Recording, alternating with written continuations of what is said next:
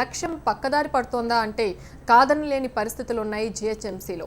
ఇంటింటి చెత్త సేకరణలో అధికారుల నిర్లక్ష్యం కొట్టుచ్చినట్లు కనిపిస్తోంది. గార్బేజ్ సేకరణ కోసం తెచ్చిన స్వచ్ఛ టిప్పర్లు పనిలో కంటే బయట ఎక్కువగా తిరుగుతున్నాయి.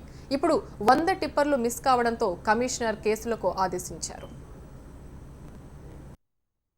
గ్రేటర్ పరిధిలో స్వచ్ఛ హైదరాబాద్ కార్యక్రమం చేపట్టిన తర్వాత క్లీనింగ్ పై ప్రత్యేకంగా దృష్టి పెట్టింది సర్కార్. పాత పద్ధతులకు స్వస్తి చెప్తూ సరికొత్త విధానాలకు శ్రీకారం చుట్టారు. శాస్త్రీయ పద్ధతిలో చెత్తను నిర్మూలించడానికి చెత్త ఉత్పత్తి అయ్యే ప్రాంతం నుంచి డిస్పోజ్ చేసే వరకు ప్రణాళికాబద్ధంగా సిటీ బయటకు పంపించేందుకు ప్లాన్ చేశారు.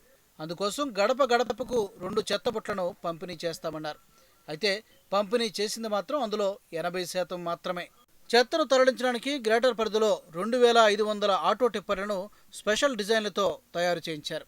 ఇప్పటికే 1750 ఆటోలను లబ్ధిదారులకు అందజేశారు. అయితే ఇందులో అధికారులకు రిపోర్ట్ చేసింది కేవలం 1650 మాత్రమే. మరో 100 ఆటోలు కనిపించకుండా పోయాయి. అవి ఎక్కడికి వెళ్ళాయి? అసలు లబ్ధిదారులకు అందాయా లేదా అన్న అనుమానాలు ఇప్పుడు వినిపిస్తున్నాయి.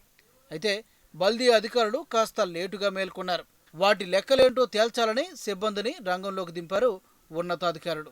బాధ్యులైన వారిపై క్రిమినల్ చర్యలు తీసుకునేందుకు రంగం సిద్ధం చేస్తున్నారు. ఆటో టిప్పర్ల పంపిణీ జరిగి 6 నెలలు గడుస్తున్నా లబ్ధిదారులకు చాలా ప్రాంతాల్లో ఏరియాలు ఫిక్స్ చేయలేదు. ఈ పంచాయతీ ముఖ్యమంత్రి కార్యాలయానికి చేరిన అధికారుల్లో మాత్రం చలనం లేదు. దీంతో టిప్పర్ కొనుగోలు చేసేందుకు లబ్ధిదారులు తెచ్చిన అప్పులకు వడ్డీల మోత మోగుతోంది. ఇప్పటికైనా తమకు పని కల్పించాలని లబ్ధిదారులు అధికారుల్ని వేడుకుంటున్న పరిస్థితి కనిపిస్తోంది.